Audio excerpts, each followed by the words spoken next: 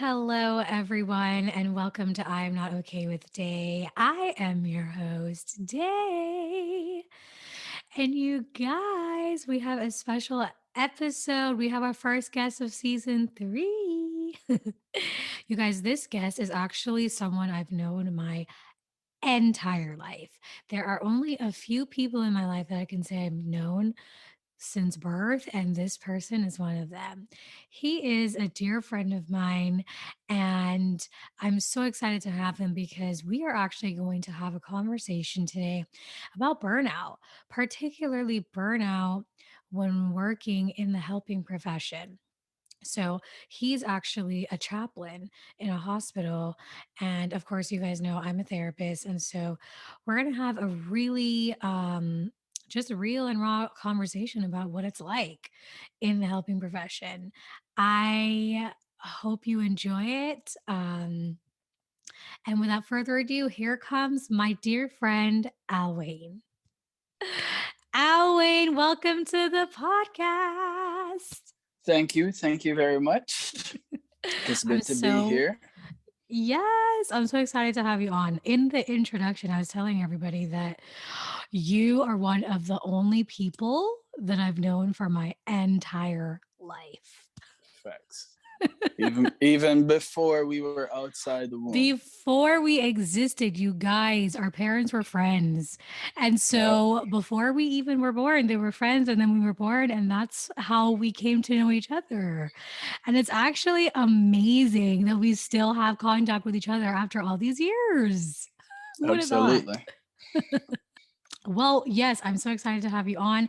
Are you ready to dive right in to all the things we're going to talk about today? We can dive, we can run, we can fly. Let's go.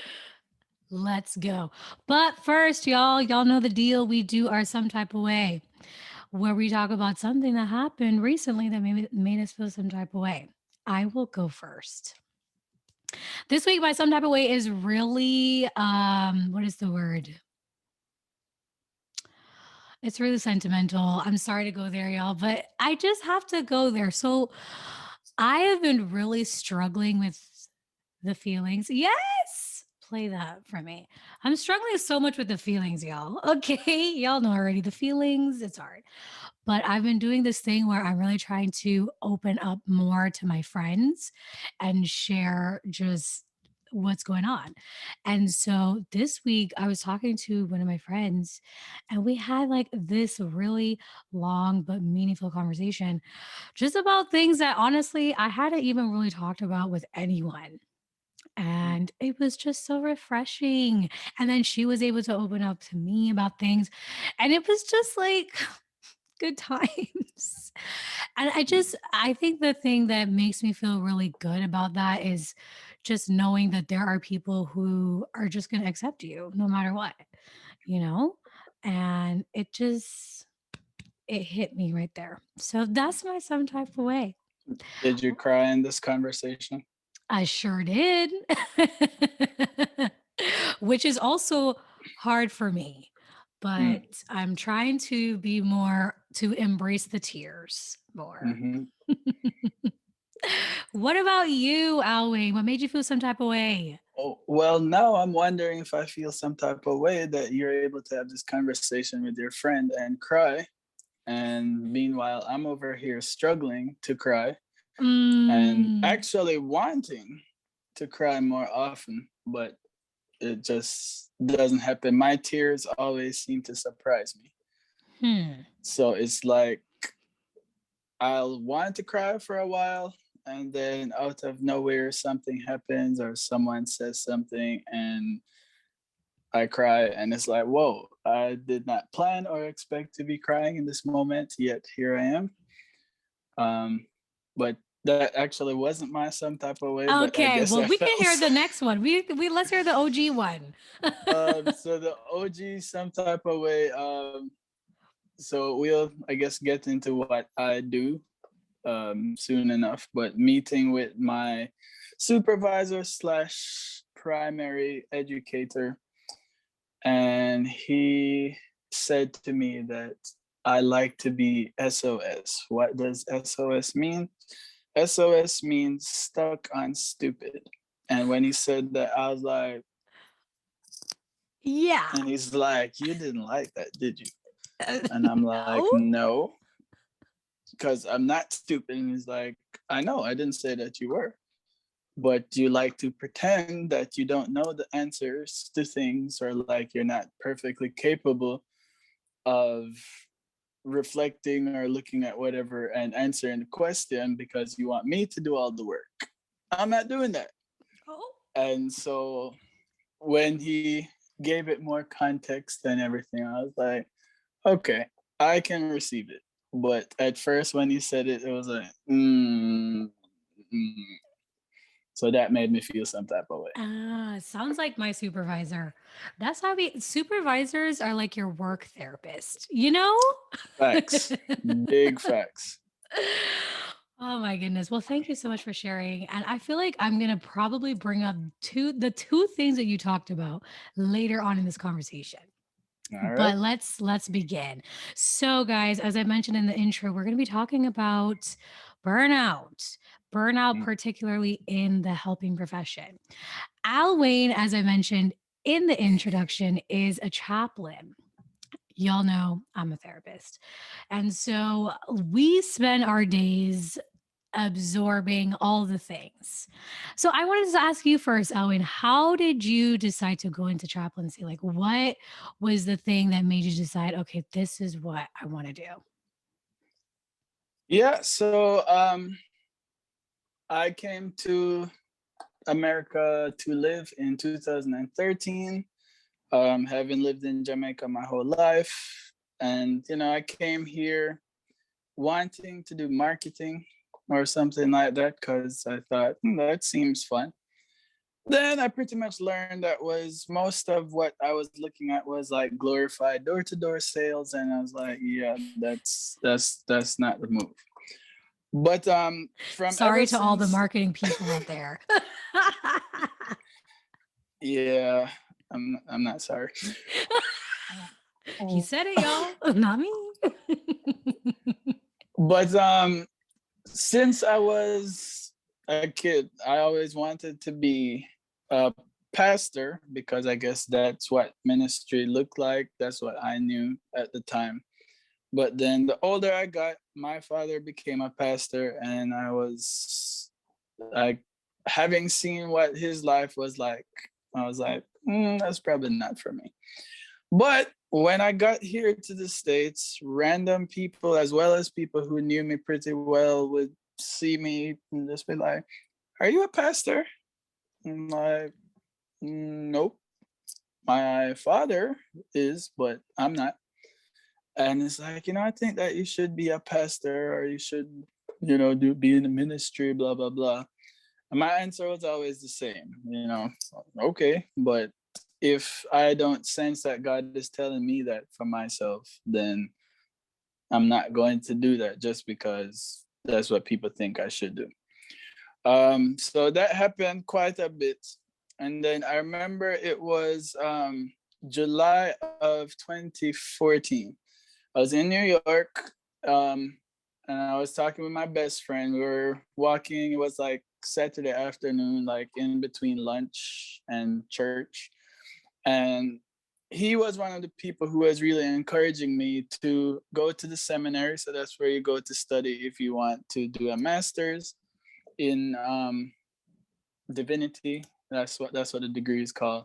And he said to me, Alwayne, you know that if you go to the seminary, you don't have to be a pastor. You could be a chaplain. And I don't know why, I don't know what it was, but something, it's like a light bulb just went off, and I was like, huh, I never actually considered chaplaincy. But funny enough, my father, when we were in Jamaica, he also worked as a chaplain and a pastor at the same time. So the concept wasn't foreign to me, but I just had never thought about me being a chaplain. Yeah. And yeah, and so that planted the seed in my head. And I asked my pastor at the time, I said, how do you know they're supposed to go into the ministry? And he says, well, in ministry terms, we always use the term shepherd. And so he says, if you're supposed to be a shepherd, then God will give you sheep. And I said, oh crap. Because at the time I was working in a pharmaceutical company, has nothing to do with ministry, marketing, chaplaincy, nothing. But at that company, I was just being myself, but finding people coming to me, asking me about God, having like impromptu devotions with people in conference rooms and stuff like that. And I was like, wow, this is actually already happening. And so from that moment, I felt like, okay, this is really what I'm supposed to do. And so I went to the seminary, and 4 years later, or is it five? Oh, five. Wow, time flies. Here I am. Wow. For those people who don't know what a chaplain is, why don't you go ahead and talk about that? Because I was going to ask you what your understanding of chaplaincy and what being a chaplain was, but then you Mhm. said that your dad was a chaplain. So it sounds like you had an understanding of what it entailed. But for those who don't know, tell us, what is a chaplain? Good question. So, to be honest, I don't think I really understood what it was like when my father was. I just knew that he went to the hospital, he saw people in the hospital, that he would pray for them or something. But like outside of that, I didn't Hmm. really like see him at work in his chaplaincy role. Um, there's a saying that all chaplains are pastors, but not all pastors are chaplains. Hmm. And so a chaplain, like just the bare bones of it, a chaplain is like the go-to spiritual person at an organization, usually an organization that is not necessarily religious in nature. So for organizations or churches or religions that have a specific person, like in Christianity, you'd have a priest or bishop or pastor, reverend, whatever you call it. A chaplain would um, a chaplain would be responsible for some of that function, but then I think chaplains take it a step further. So chaplains help people to practice their spirituality. Now, notice not religion, but spirituality.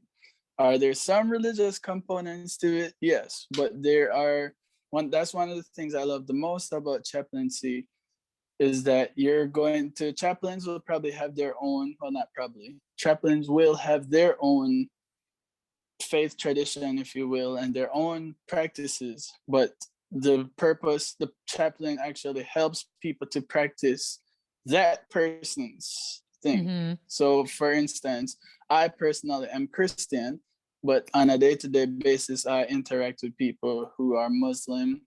I have had experiences interacting with people who are Hindu. I've interacted with people who don't believe in God or a concept of a higher power necessarily. But as a chaplain, I'm still responsible for seeing to the spiritual well being of that person. And so a chaplain could be in several different settings. You have hospital, military, like campus, college campuses, um, prison chaplaincy, basically anywhere. Businesses could have chaplains, and some businesses do, although I don't think that's as common. And so within spirituality, a big part of that chaplaincy focuses on is emotions and how people are dealing with the emotions that whatever situation they find themselves in is bringing up. Hmm. So, in a very not so small nutshell, I guess that's what. No, I think that's really, really helpful. So, like, describe to me what a day to day would look like for you. That's hard because every setting and every day is different. So, like where I am right now, so I'm actually a chaplain resident at the moment. So, like Hmm. I'm a chaplain in training, but I'm still a chaplain. Whereas the hospital that I work at primarily has the patients are people. with severe and persistent mental illnesses where I am Oh, currently. wow. So what that looks like on a day to day, I would go to the unit or ward, if you will, and just interact with the people like in this setting, the relationships are more long term. And so it's in a way, it's like kind of like my church, if you will, because like I'm seeing the same people on a regular basis because the patients actually live there. Mm-hmm. Basically, there's people who Oh. will be there for weeks, months, years. There's people who've been there for like 40 years. So Oh, like they actually wow. live there. And so I will meet with people. Sometimes people will come to me. They might ask for prayer. They might ask for religious material. Sometimes, and a lot of times, it's just having conversations, like as they're dealing with different challenges, just kind of finding out um, how they're dealing with the challenges, how the challenges make them feel. Sometimes it's not even challenges. Sometimes they just want to share something that was interesting, or maybe the conversation is them telling me what the experience is like dealing with their illness. There's a lot of stigma around mental illnesses, and so for me personally, being in this setting has been unlearning some of some of those stigmas, and not perpetuating them anymore, because when I came in, like, there's lots of stigmas that I would have carried, like, oh, well, wow, you have a mental illness. I didn't think that somebody would have a mental illness would be so Mm-hmm. coherent, and like that's a stigma. Yeah. um Being in a college setting as a chaplain would be different, um which I have some experience with. Whereas, students might come to your office, there might be issues that they're dealing with, usually in a spiritual nature. Mm-hmm. Um, and as well as like planning programs for the campus, like spiritual programs and stuff like that. So it really depends on what setting you are. So I've also been in Yeah. general medicine, which is like more acute trauma. Like I've seen people come in with stab wounds, gunshots, fell off Oh. something, and I have to support not only the patient but also the family. If Mm-hmm. somebody dies, like tragically, even the staff needs support because it's a lot. Yeah. I think that's a great explanation. I think a lot of people who don't know or didn't know what chaplaincy was will definitely understand now. And I think that will help to understand where we're going to go with the rest of this conversation. For me, I got into the field because it's just a classic story of you're in high school and you do an aptitude test, and the aptitude test tells you what you should do as your career. And my Mm. test told me I should be a marriage counselor. And I was Hmm. like, oh, that's weird. That's interesting.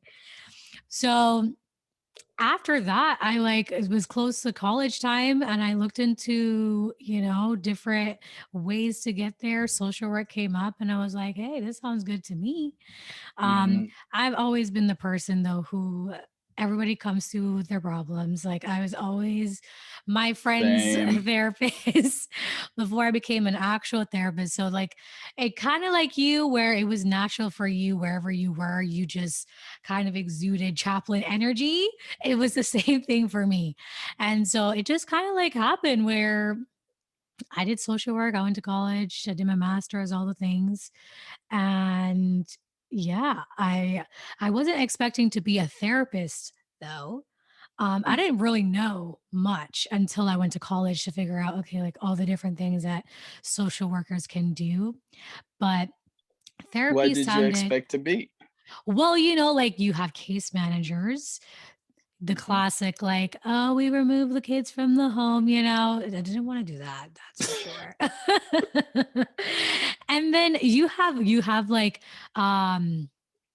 like at the macro level where you're working with like social policies, you can work with like agencies, do stuff like that, or you can Mm-hmm. do like what I'm doing, which is on the micro level, which is like individual therapy and stuff like that. So I figured out that this might be good for me like towards the end, but I really didn't know. I started working with kids. I started working in a special education school actually. And I thought, yeah, kids are my jam. Like I'm going to work with them forever and ever. And then I later got a job at a community agency, working with adults, and I loved doing that.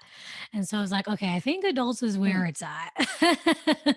There's a different level of like connection, and we can really Yeah. see the progress that we're making with Hmm. adults. And also, I can hold adults accountable, whereas children are relying on their parents. And I mean, you could sometimes hold the that's kids accountable too. It okay, like might look different. you can, but then they go back home to their parents. And True. like, I think the frustration for me is I would make so much progress with a kid, but then they Hmm. will go back home and they just do all the steps back. And it's Undo. like, Yeah. yeah, you're like, oh, so that was really hard. But anyways, I did a therapy with adults, and that is just where my passion is. And that's where I want to stay. So Hmm. right now I'm working as a therapist as a residential at a residential facility for eating disorders, and I Hmm. love it. So it's very challenging, of course, but it's very fulfilling. So yeah, which kind of Hmm. brings me to the next point, which is what are some things that came up for you that were like you expected and unexpected in the job? Yeah. So one thing that I knew going into chaplaincy. So in chaplaincy, we have to, well, not have to.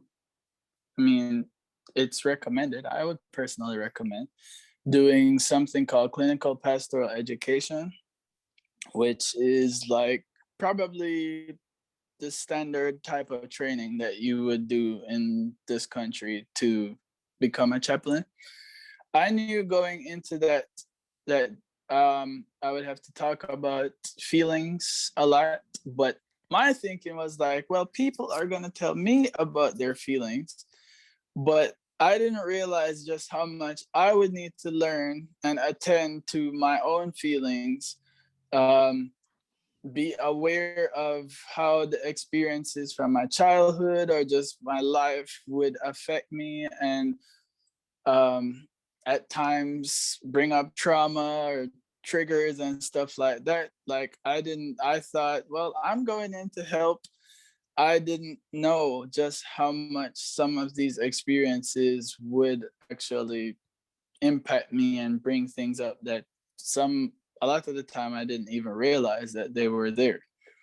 And so being in a clinical pastoral education program has really unearthed a lot of that, because Mm. the educators have been chaplains for a long time, and they will that whole thing about feelings, it's like you cannot be in this program and not talk about feelings. And so in just regular day-to-day life we'll say things, well, I feel like you're not listening to me, or I feel as though blah blah blah. And in this chaplaincy thing, I say I feel like this person, and my educator would be like, you feel what? I didn't hear an actual feeling word. And then I have to sit there and be like, wait, how do I actually feel? And then if I can't come up with a feeling, we have to print out these feeling wheels with like different colors with your core emotions and then like derivatives and stuff like that. So I didn't expect that I'd be going into all of that. So that was definitely a big surprise. Yeah, you know what is very funny is that, and I think all schools need to do this. All helping profession schools need to do this. But actually, in my undergrad program, all we did was self-reflection. All of our papers were on ourselves. All we did was like our final portfolio was our entire life with all of like our traumas, like how everything affected us, like strengths, weaknesses. And then the very final, after we completed this whole portfolio, we had to do all these psychological tests. We had to meet with a therapist and they would go over all these things. And at the end, we had to do a presentation with all of our professors, and they would have our whole portfolio that we sent in, make all these notes about all these things, and come and be like, okay, so you said X, and how has this affected your life? Like, it was so extensive. Hmm. That's all we did. And I, at the time, did not understand it either. Like, why am I spending so much time talking about myself? I mean, Hmm. I'm literally like dissecting every part of my life. And it made perfect sense once you get into the field, because exactly like you said, what happens is you get in there and then you just get triggered with all kinds of things. Like, it's just not possible to talk to humans, take in whatever the things are that they're saying, and feel Hmm. nothing. You're Yeah. just not, we're not robots. It's going to affect you in some way, and you It- have to be checked in into your own feelings. It's just the only way. So and if you don't feel anything, then you're probably not present with the person. yeah, if you don't feel anything, it's probably a sign you need to go into therapy. Okay. There's a bigger issue there, because Yeah. it's just not a natural response to hear people talking about hard stuff and not Hmm. feel things. It's just not possible. Yeah. So, very, very interesting. For me, I think the biggest thing that I did not expect was the difficulty in not taking the things home. I Hmm. thought that I would have no problem separating myself from my job. Like, I really did not expect the yeah, like the residual effects of the job. Hmm. And it wasn't until, again, like, I started working and I would come home, and it's not obvious to you at first. At first it just comes off like, don't even talk to me. I don't want to talk about anything. I don't even want to like think about things. Ah. Then it turned into like, I don't want to do anything. I don't even want to cook. Like, Mm. I don't want to do any kind of adulting, anything. And then it just turned into just like, I'm going to spend every waking moment distracting myself, because Mm. if I have any moment of silence to think about my feelings and how everything is affecting me, yeah, I'm gonna go crazy. I can't do this. And I spent so much of my time just distractions. Like, I had shows, podcasts, music, just my head was constantly with distractions. And that's when I was like, okay, Mm. we got to do something because this isn't working out. This is not Yeah. working out. And so that's kind of my biggest challenge. And I think I figured out a way. I think I did come to a time when I figured out a way how to do it. And Hmm. then everything in my personal life just went up in shambles. Hmm. Then it became hard again, because it was like, okay, personally, I'm going through all this stuff. And now I got to Hmm. go to work and sometimes hear people going through the same thing. And I'm just like, yes, girl, I feel you. And I'm like, Mm. I want to be like, I know what you feel like. I know what you're feeling. I get it.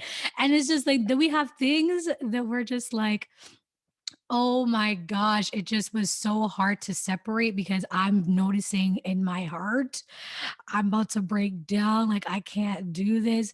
And so, yeah, I think that now that I'm in therapy, especially, I'm now talking about my feelings are on the surface, like they're right Hmm. there. So when I'm talking to people, it's just more accessible, which sounds like it's good, but sometimes it feels like, oh no, we're too close to breaking down. Like, let me stuff this down. Like, don't cry, don't cry, don't cry, you know? Mm. And yeah, it's hard. It's hard to find that balance, you know? Hmm. So yeah, which brings me to my next question, which is, how do you find the balance? Like, how are you able to balance all of the personal stuff and like the professional life? How are you able to Hmm. figure that out? Like, what's the secret? Keeping a work-life balance is very hard, but it can be done. It's something that I have to be very intentional about. I find that for me, it's easier when things in my personal life are not overly stressful or Like there's not too much going on that's bringing anxiety or anger or anything like that. Because when I think that my personal life probably impacts me as a chaplain more than me working as a chaplain impacts my personal life. That's But interesting. there are times where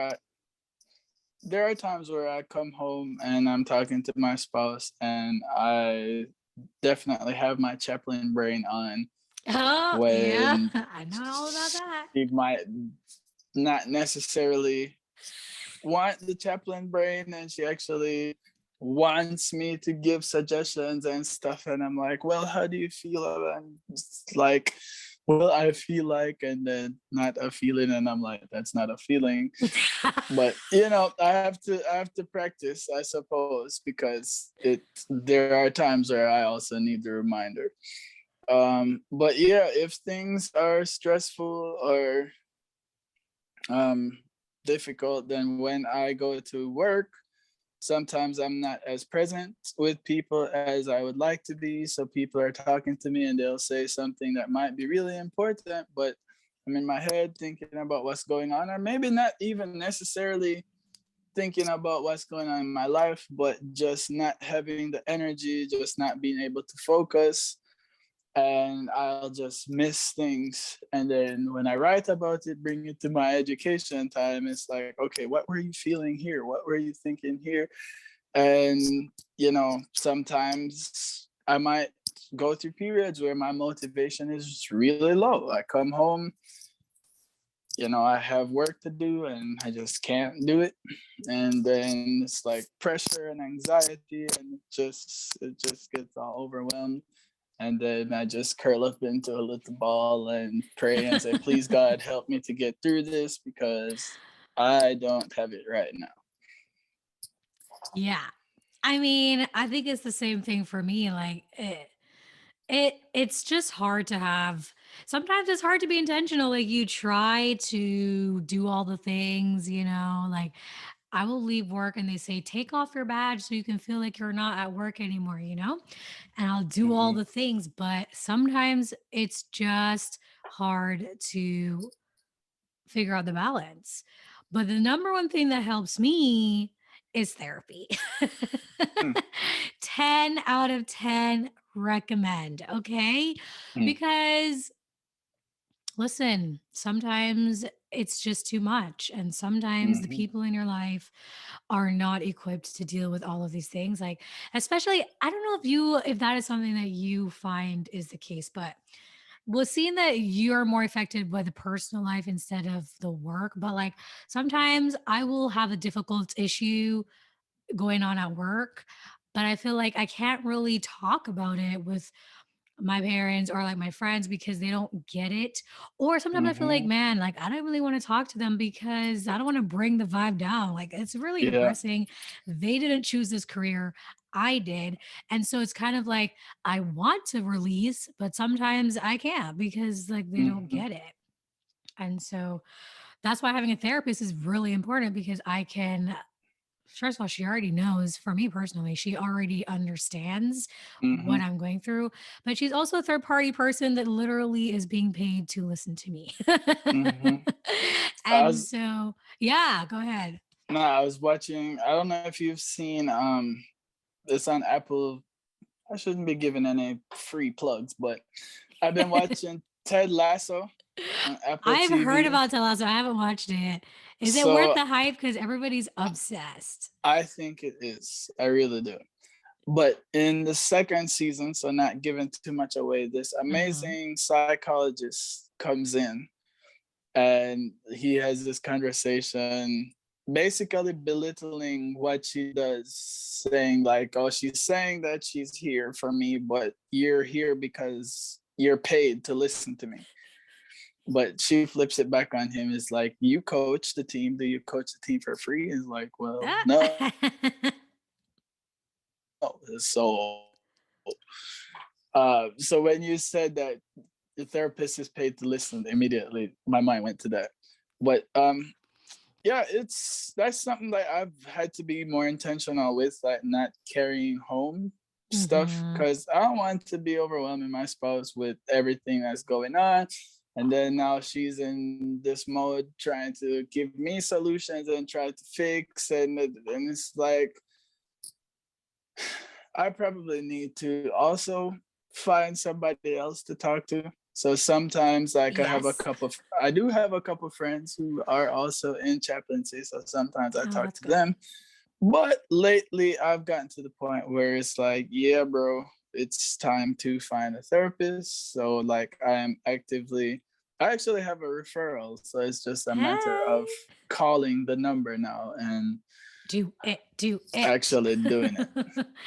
I Yeah. love that for you. Yes, coworkers are everything. One thing that I appreciate the most about my job right now is there's a lot of support from like our supervisors, from staff, from leadership. We have individual supervision, group supervision every Mm, single week. That really helps too because it's so helpful to talk to someone who's also going through it, knows exactly what it's like, and can give you advice. And then mhm. I was telling my friend this too. Like, I was having a hard day this week, and I talked to my supervisor, and I told my friend, you know what? I ended up talking to my supervisor. I actually feel better. Not even really because she told me like any great advice, but she just said that she also feels the same way. And I don't know what it is about just knowing that someone also feels like Misery you loves feel. company. It's just like just knowing that someone gets you, there's Yeah, something about it that just feels better. And yeah. I left there feeling like, okay, I'm not alone. I think what it is it's like you're not alone, but also if they are in the position that they are in and they got through it or they're experiencing the same thing, then it's not impossible. Like it's encouraging in some ways, I guess. But yeah. So you just keep saying things that are bringing up pictures or stuff that I've seen. Oh. I saw this at work. I think I may have posted this on my Instagram that says, on particularly tough days when you feel like you can't possibly endure anymore, remind yourself that your track record for getting through tough days is 100%. So regardless of how not capable you may feel, you so got this. And I I was like, love that. mm-hmm, Yes. Oh my gosh. Today I actually had therapy. mm-hmm, And my therapist, I was talking about again, like my emotions on the surface because I was telling her that, like, that it's just been really hard to separate. Like I was telling you, separate my feelings and work, and that I'm afraid of not being able to, like, breaking down and not being able to pick myself back up. And she said it sounds more like, because we started talking about the impact that work has on my mental health and stuff, and I mm-hmm. was saying that I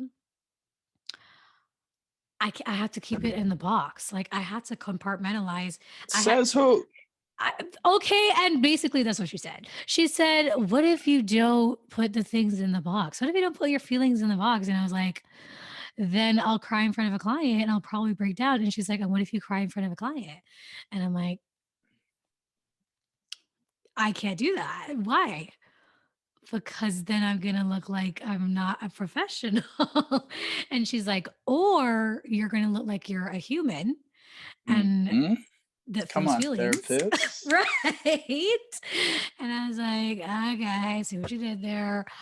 But I think that's another issue that comes up for me in a feel like what we're in, where it's like you feel like you shouldn't be human because people are coming to you with their issues. So you have to be this like robot almost. You have to be this Mm, professional, and mm-hmm. people are looking to you. So you cannot break down, you cannot cry, you cannot show any humanity essentially. And it's something I'm working hard at breaking down right now because I be struggling. So I'm wondering, as I listen to that, does pride play a role in that, if any? And if not pride, what would you say might be the Mhm. reason for that? Yeah, I think the thing for me is that I think it's I think a part of it has to do with culture, in Mm. that Ah, we let's are go there. we're gonna go there. Both Alwayne and I are Jamaican, so we know what, Let's go we're on the same there. page. But like that culture of we need to be strong. And it's crazy because I've been in the mental health field for a while. Like I believe all this stuff, and I so much don't want to be influenced by my culture in this way, but I cannot help it. So I have judgment on myself when Mm, I'm getting vulnerable. When I feel mhm, vulnerable, and if I express that vulnerability, it's like there's something in the back of my head that's like, girl, don't do it. Why are you doing this? This is not professional. Like, this is not okay, you mhm, know? And so there's a time and place, like all of these voices in the back of my head. So I think that's what it is. It's not even a pride, it's just like a judgment on my mhm, tears. And I told my friend this too. Like after therapy, I was like, I was crying and I'm like getting mad at myself for crying. And then I said, you know what? Why are we judging our tears so much? I'm tired of mm, judging my tears. mhm. But I think that's what it is. To look at it from even another perspective. So, like, my parents, like, I have great parents. Um, but I think that they also just, it's like if your feeling is not happiness or something, it's then like if I'm angry and I'm complaining about something, "No, why you going so far? Calm down." Or if I'm disappointed or I'm hurt about something, oh, don't beat up yourself, just trust God and this and that, so it's like quick to go to religion, well, the Hmm. Bible says this and that and that. Somebody's crying. We about for? Why are you crying? you know and it's like this whole thing of if the emotion is not happy or something in that yellow or green sphere that is considered a positive emotion, we're taught or um, conditioned to think that something is wrong, and so we're not supposed to express that emotion. Like I got, what do you want to call it, beating, whooping, whatever. As a kid, you get spanked, and it's like, what are you crying for? What do you mean by what I'm Give you crying something to for? cry You for. just you just hit me. What am I supposed to do? Smile and say thank you? Right? But we come from this background where a lot of times our parents didn't encourage us to show all of our emotions. And when we did show emotions, like I remember being in like grade 5, grade 6, my teacher moved me from sitting beside my best friend, and I cried like all day. And he Oh, eventually moved him back, or moved me back. I forget who moved. But that's why you like need you, to cry so you can get your way. exactly. But also you cry and people be like, yo, why are you crying? Like, what kind? I'm a guy, and guys aren't supposed to cry. And then people look Yes. at you like, oh, this is weak. If you cry easily, it's like something's wrong with you. And so we are conditioned to think that we have to have this tough exterior. And so the only times you can cry is if like you're physically in pain or somebody died or something. Every other Mhm. time, don't cry. Right. And I mean, that's the thing. Like, when you are told that or the message that is being sent is that anytime you feel a negative emotion, like it's unacceptable, yeah, you're going to feel like you're going to be down on yourself and beat up on Mm-hmm. yourself when it comes up, especially in natural situations. And, my therapist and I too, we've been talking about me. We call it, she calls it like gripping onto wheel of uh the wheel of control, where it's like I want to just control all of my emotions Mm-hmm. and all the things, but most importantly, like I don't want to feel, because it feels uncontrollable, and therefore I grip on tight to Mm-hmm. any kind of sense of control that I can get. But what happens is like my hands are dying, like I'm exhausted because all I'm doing is fighting against something that's natural. And she was like, what if you just Mhm. did what's actually normal? Like this is what's appropriate for the Yeah. situation, you Yeah. know? But we're taught that something that is natural is not. Hmm. Yeah. I mean, just imagine how powerful it would be if we did show our emotions more, not necessarily just crying, but like that's something that I'm learning right now in my practice as people tell you things like to actually share what I'm feeling as I hear what you're saying. You know, wow, that makes me upset to hear that, or I'm sad Yeah. to. So, like, it's not just like, oh, you're sharing this thing and then you're like, oh, that's terrible, or like pity or condescending or whatever. Mhm. But, like, no, I actually feel that emotion that you're sharing. No, that's messed up, man. That's terrible. That's awful. You know, tell me more about that. Like, actually, that humanity, like actually connecting for real, and not just Yes. appearing to connect. Yeah. And that's the thing too. Like when you connect, when you express, when you are vulnerable in that way, like it does create more authentic connection and then you can do your Hmm. job even better. Which is Yep. another thing I have to remind myself of, like if you were to cry with a client, if there's a good chance that the client might see that you are a human and feel more Hmm. safe with you and therefore want to continue sharing things, you know? Hmm. So it's like, again, it's like our brains are wired to think a certain way, which is, and it's just the complete opposite. And if we're able to untangle the the things in our brain and just do the things that are actually normal, Hmm. like problems could be solved, you know? Yeah, and I, even if they couldn't be solved, then at least the people that we're companioning will know that, well, they couldn't fix it, but they sat there with me through it. and that we were talking about that today at work, sitting with people. There is something about, I mean, that's what I was talking about with my friend too earlier. It's just like, it's not about, okay, here's a solution to your problem, but you are sitting with me as I am in this struggle. And Hmm. that is worth so much, you know? I wanted to ask you too, you brought up like being a man and stuff. Has that been something that has impacted you in this field?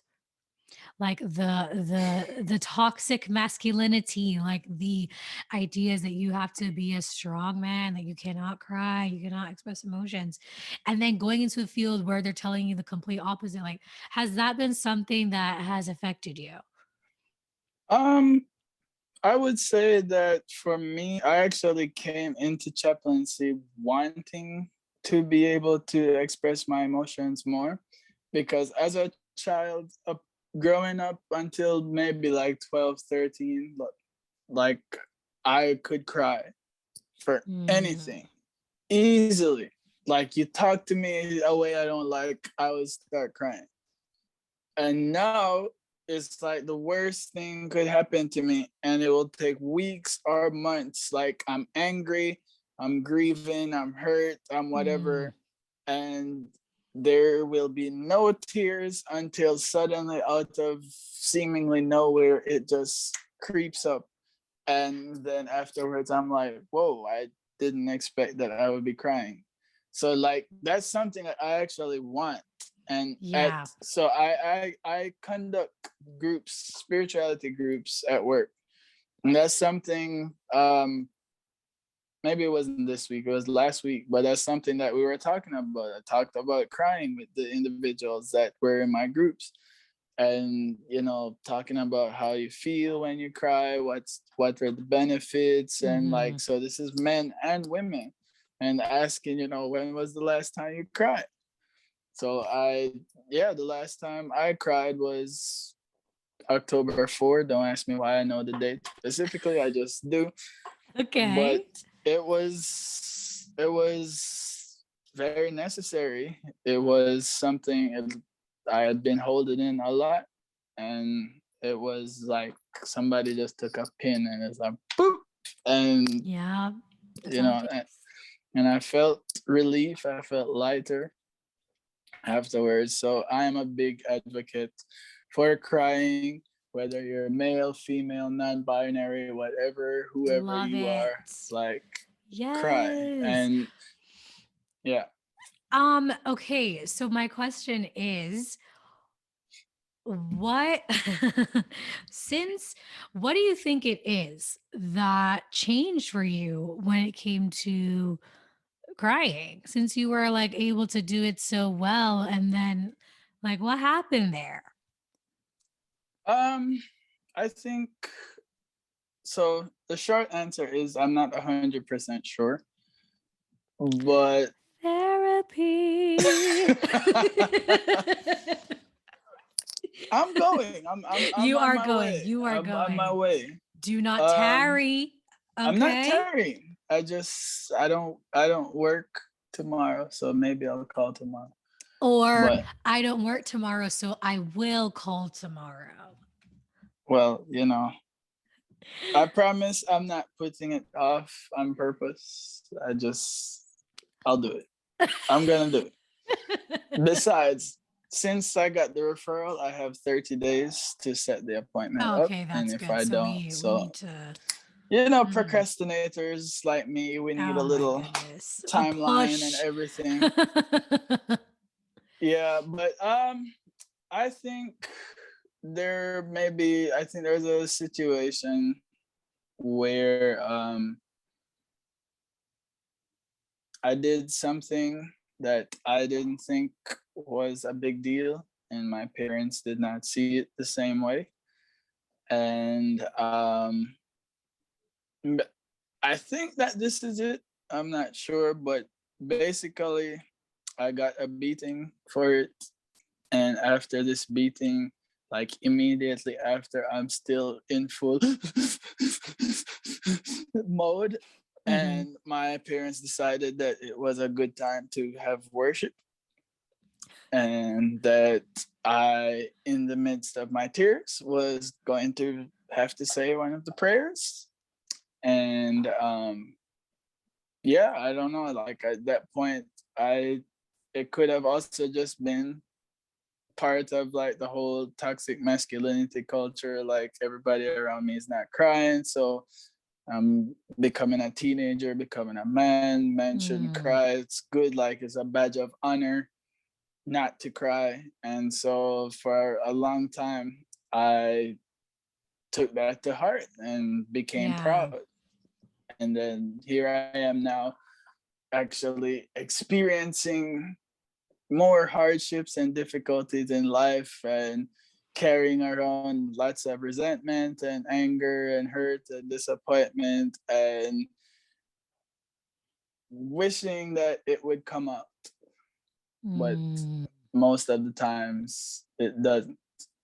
So now I'm like, man, I need to get that back where I can cry and just release things, even if I can't change them, just be able to express it. mm. It's funny because I feel like we have the opposite problem where I never used to really cry and I didn't really want to cry. And then all of a sudden, just like nonstop tears. And I'm like, Mm-hmm. bro, I'm tired of crying. I literally said the other day, over this past year, I feel like I spent 80% of this year crying, just in Wow. tears. I'm tired. Mm. Ooh. Yeah. Let me just like give some of that to you through the screen, okay? Please, please, and I'll give you just a little bit of my not crying, not a whole lot. Yeah. All right. Well, okay. So circling back to the burnout Mm-hmm. question, how do you know when you're burned out? Like, what is the thing for you that says, okay, we need a break? This too much.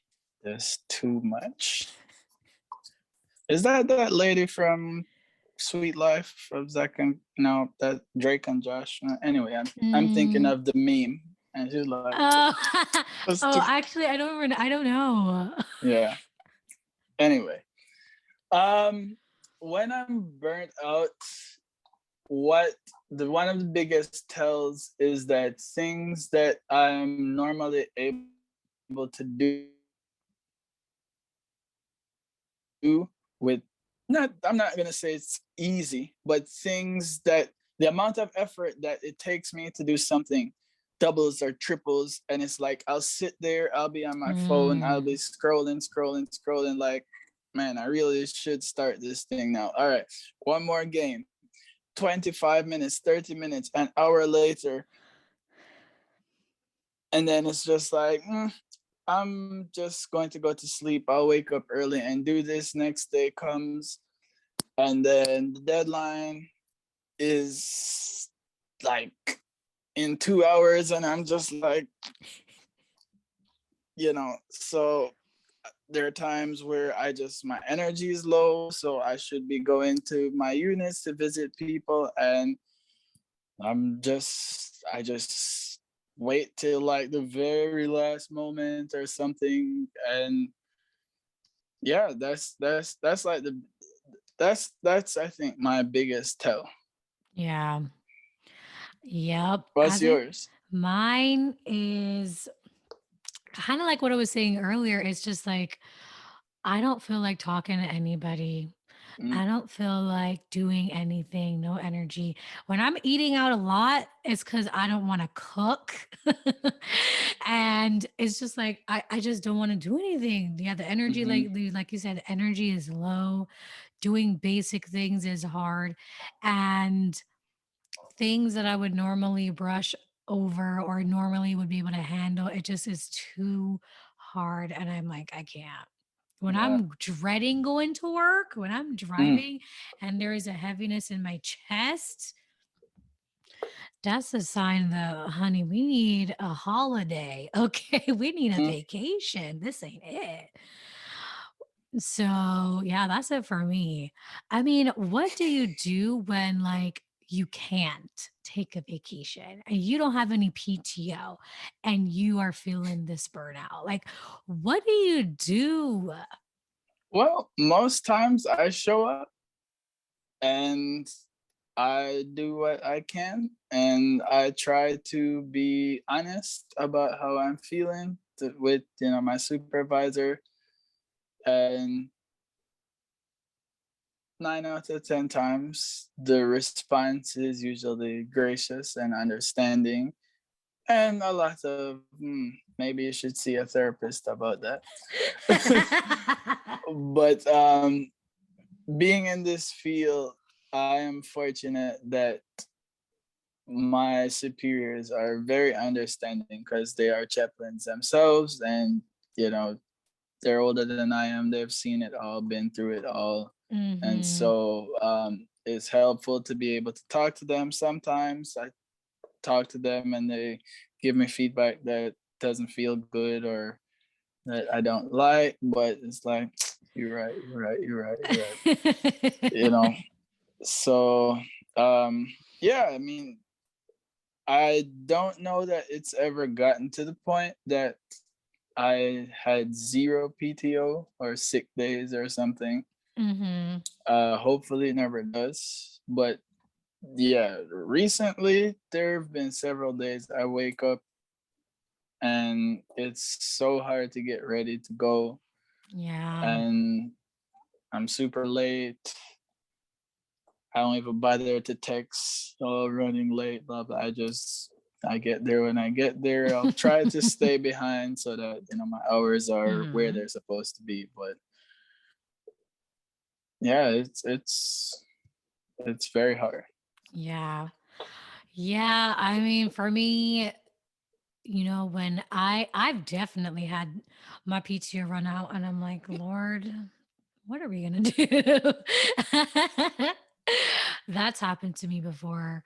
And it's hard because, like you said too, a lot of the times the burnout comes when personal life is also trash. Yep. And so you can't even get the rest you really need in your house because the personal life Mm-hmm. sucks. You know what I Yep. mean? So it's Yep. not like there's no escape anywhere. None.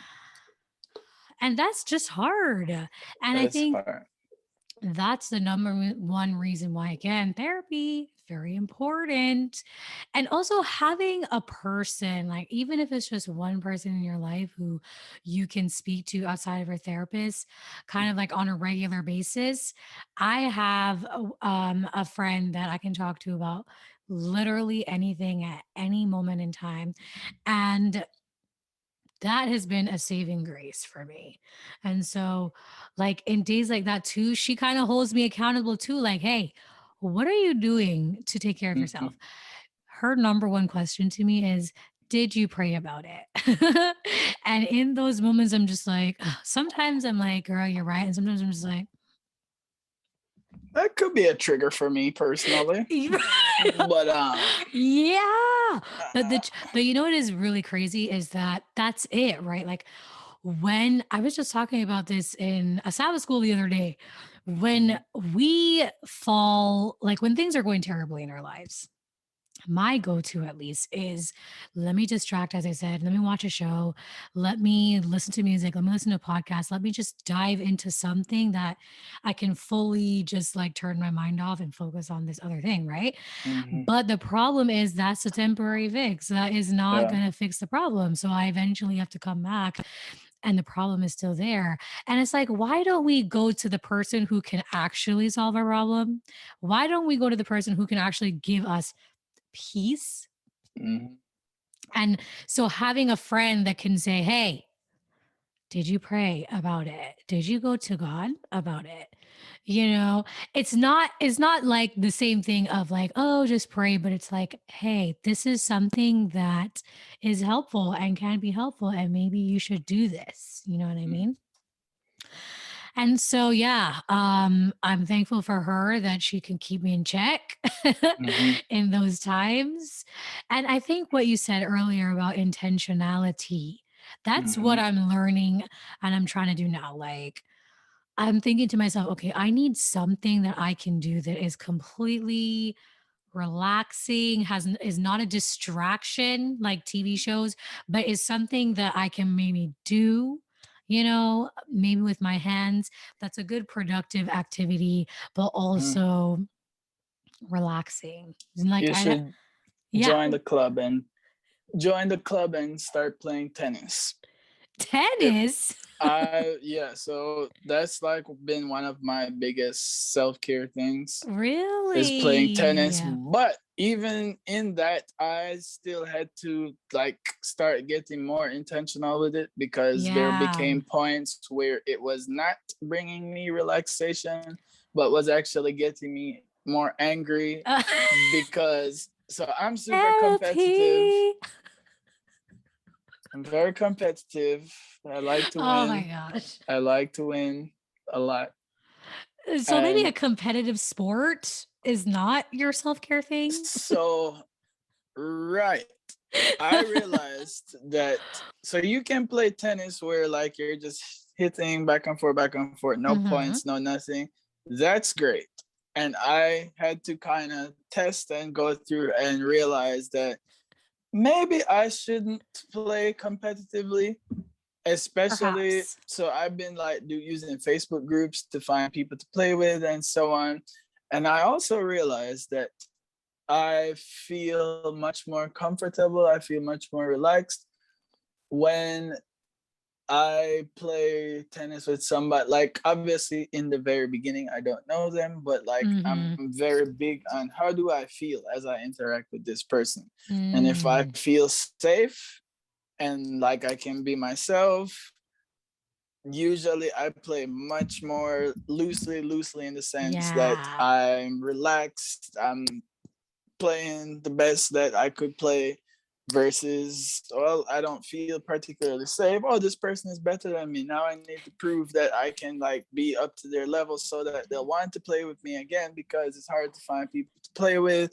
And it's like a whole thing and then it's not relaxing. So now I like either I play with people that I've built a kind of relationship Mhm. with or people who just want to hit back and forth. So like there's no winning attached and it's been great. So now it's at the point where it's relaxing Now all the it's time. good. Now Okay, but it's you good. just find random people to play with on the internet, like you're brave. You are brave. I say I couldn't I do that. mean, You see, I was gonna say that sounds good, but I don't know anyone here. I ain't got no friends over here. So maybe who there's am I playing with? And then you talk about some. playing with strangers. I can't play So with it's not strangers. like we're going to some isolated place that there's nobody there. There's like lots of courts, lots of people, but also, I mean, maybe there's some male privilege in that also for me Yeah, personally. So you are a tall man who you I mean, I know you, so you're not intimidating, but like I feel like someone who can look at you would probably think that you're intimidating. yep, I've gotten that before. I have the complete opposite of that. So I can't do that, unfortunately for me. But yes, I think a self care activity is of utmost importance. I'm still trying to figure out what that's going to be for me. Um, but I got to figure out something because I'm not feeling burnt out yet, but I can see Hmm. that it's very much possible. So, and that's Yeah. another thing, like getting ahead of yourself, man, getting ahead of the game and recognizing, like, okay, what this job, what you're doing actually entails, how it's going to impact you. Let's try to pre-plan so we Hmm. don't fall into this trap. You know what I mean? Yeah. Do you journal? I do sometimes. I Okay. be How forgetting, man, but I do journal sometimes. I like to how does journal. that work for you? Great. I love it. I've actually, you know what I started doing? I started writing poems. And that's been really, I know. I actually started writing poems last year. And the other day I told myself, I should just type up all of the poems that I've written over the years. Mhm. And I was typing them up one day and I didn't finish all of them. And it came up to 16 poems that I wrote. And I was like, I can't believe I Wow. wrote this much. And I told myself, okay, you know what? I think I'm gonna I want to keep it together. Maybe I'll make a little book for myself. I'm Like, not a yeah.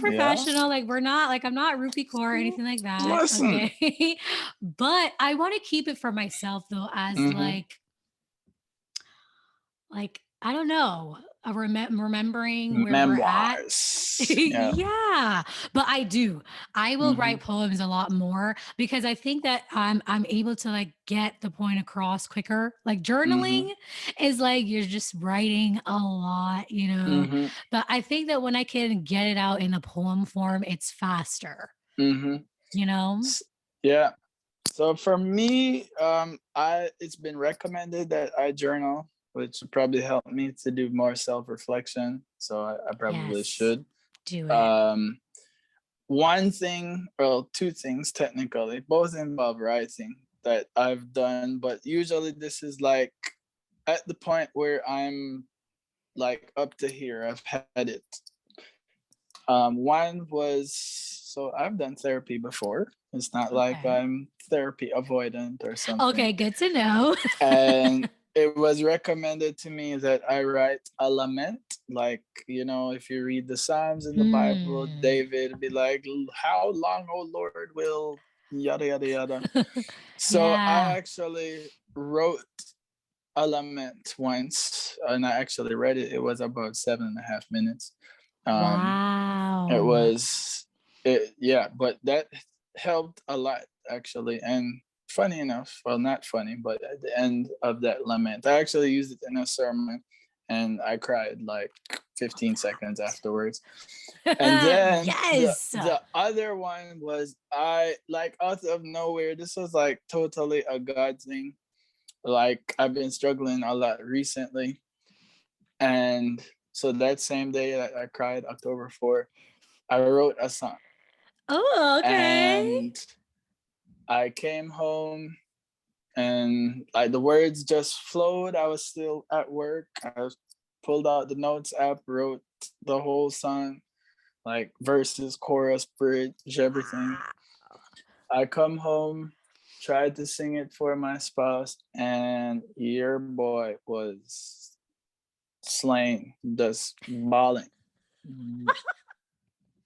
It's the confidence for bawling. me.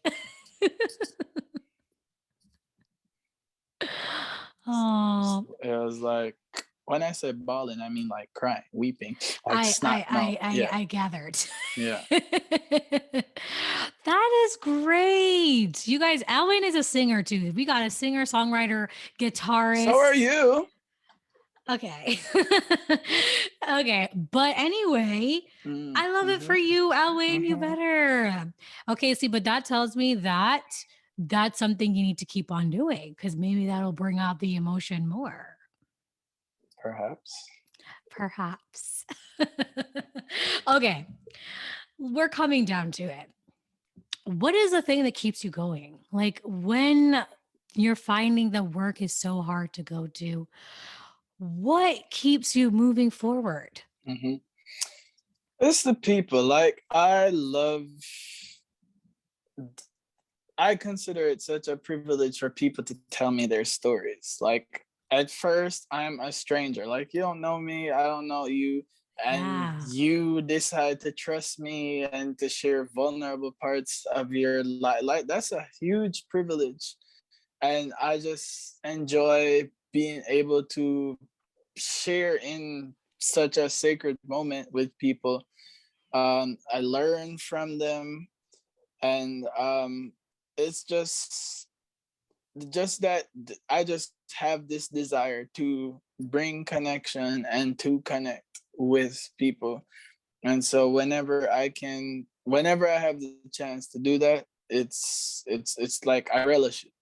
So Love that. yeah, I have so many stories, and sometimes it's not even things that will be happening necessarily directly with me. Like I Mhm. shared before, where I am right now is a hospital where most of the patients have severe mental illnesses.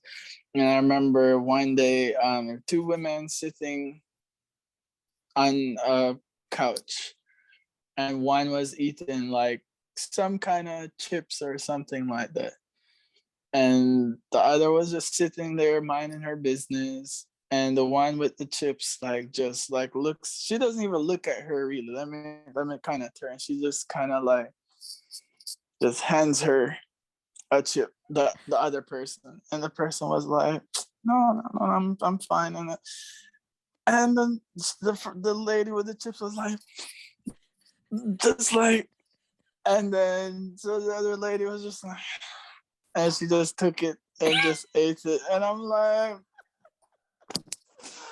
oh my heart, like it's just the tenderness, just the genuineness of the moment, like the kindness. Like I just love to see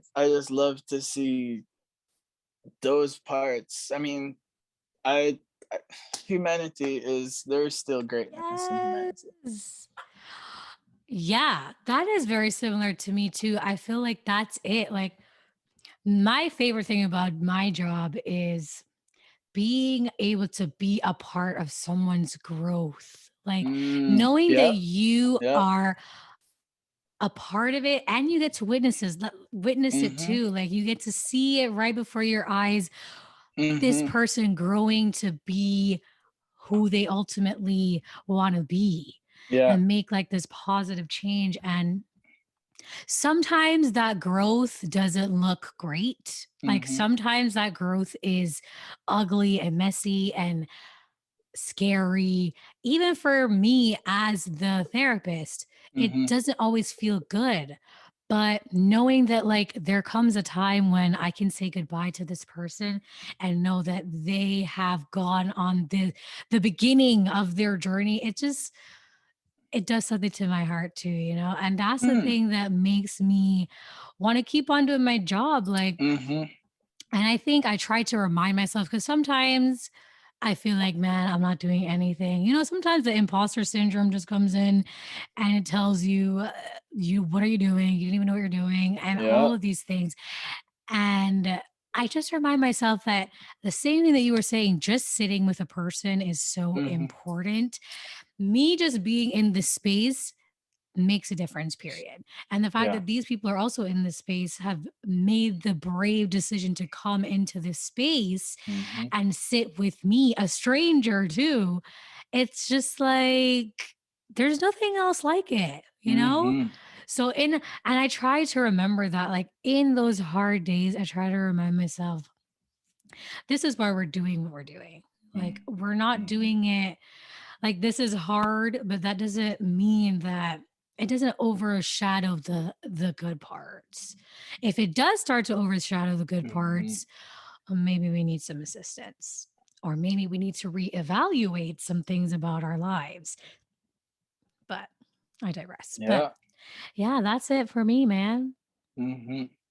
Okay, so we're coming down to the wire. The last thing, I think this is going to tie it all together.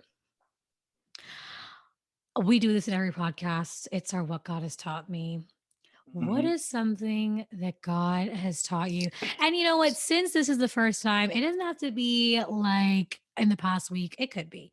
Mm-hmm. But maybe just in your job, in your work, like what is a big lesson that you have learned? Mm. Um, God hasn't taught me. No, I'm just kidding. um, so I actually, I actually preached on this recently at work. So we have services every week, Mhm. and I was talking about restoration. And all of us in this life, we're gonna go through stuff. And I learned that from God, God has taught me that restoration is available for everyone, but it is very personal. So what Mm. restoration looks like for me might not look the same way as it does for you. So, like all throughout the Bible, we see all these stories of these great miracles.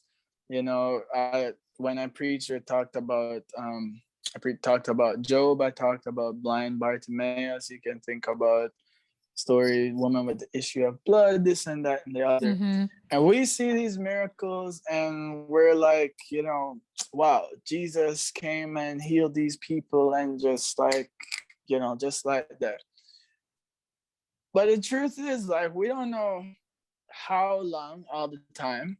Some of the stories tell you how long somebody was struggling for, Mhm. some of them don't.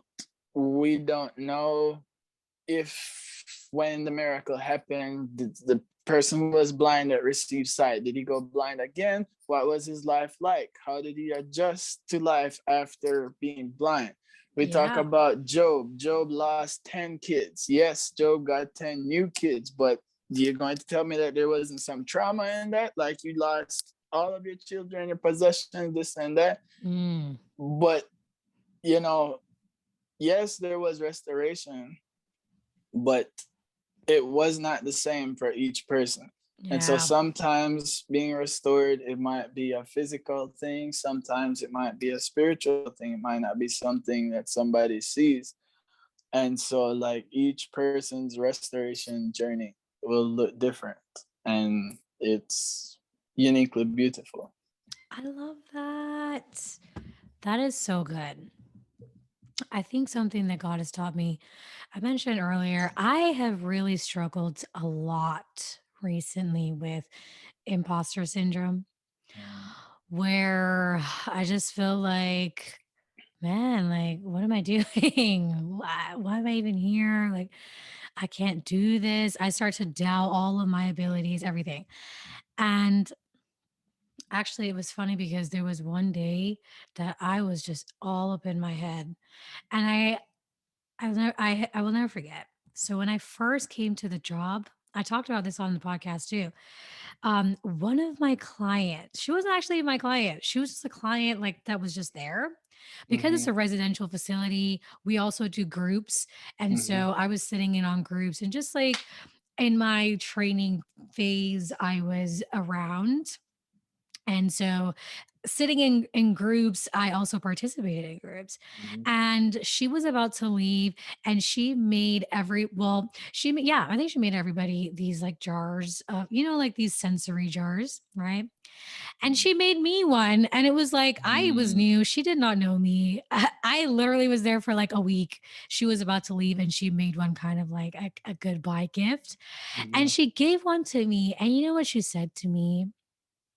I get emotional thinking about it every time. She said, I really value what you've been able to share in the groups. Like, you belong here. You belong in this space. Mm-hmm. And then she gave me the gift, and it was just like in the moment when I was having all the doubt, she said, you belong here. And so I have that on my desk now. Yes. And this week, man, I'm telling you, I was going through it. And I sat on my desk and I looked at that thing, and her words just came back to me. And Mm-hmm. I just started crying again. Ah, you know? yes. But I think the As thing my is, boss would say, let the living waters flow. okay, I let the living. Mm-hmm. I didn't want to, but they flew anyways. Mm-hmm. Okay. Anyways, so I think what I'm learning though is that sometimes you're in situations that seem just so hard, and it's like, why? Mm-hmm. And I think God is showing me there is a purpose. Like, Mm-hmm. you are going through this for a reason. You're where you're at for a reason. You're in that physical place for a reason. And there are times when I'm like, I'm out of here. And God continues to remind me, you need to be here for a Mm-hmm. reason. Like, I made all the things work out, all the plans work out so you can be in the space. And I know it's hard, but this is where you need to be right now. Mm-hmm. And so that's been really encouraging to me because, yeah, like, it's hard, as we've talked about. It be hard. So it's been very, very encouraging. And that's something I want to share with everyone that's listening too. We're talking about our jobs and the things that are hard, but also the things that are fulfilling. And I just want to share with y'all that, listen, wherever you are in this moment, difficult, happy, sad, whatever, that's where you need to be for a purpose. And then just Mm-hmm. embrace it. So, with that being said, Alwayne, thank you so much for joining me in this episode. It was awesome to catch up and talk to you. Yeah, we've been here for a long time. I guess that's what happens when we don't talk for a long time. I know. Do you know what that means? That means we need to have you on the podcast again. I mean, I would be honored. Yes. Maybe we'll talk about, mental health in the Caribbean or something like that. I don't know. I'm here for it. Could be good. I am here Um for it. but we're definitely going to have you back. But thank you so much for coming. I look forward to having you on the next time. Thank you for And having me. yeah. And for everybody else, until next week. Bye.